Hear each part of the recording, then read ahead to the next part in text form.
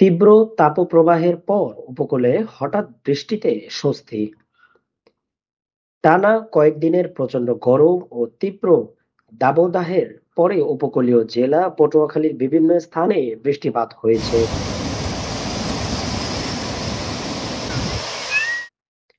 সোমবার দুপুর ১২টায় কলাপাড়ায় ঘণ্টাব্যাপী মুষলধারে ও ভোররাত্রে মির্জাগঞ্জ, দুমকি এবং রাঙামাটির বিভিন্ন স্থানে গুঁড়ি গুঁড়ি বৃষ্টি হয়।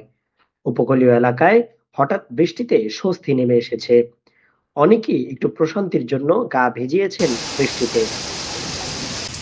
পটুয়াখালী আবহাওয়া অফিস সূত্রে জানা গিয়েছে, উপকূলীয় এলাকায় আগামী ১ থেকে ২ দিন বিক্ষিপ্তভাবে আর বৃষ্টি হতে পারে না।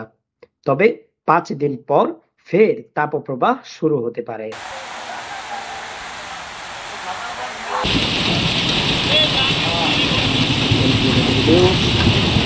বলছে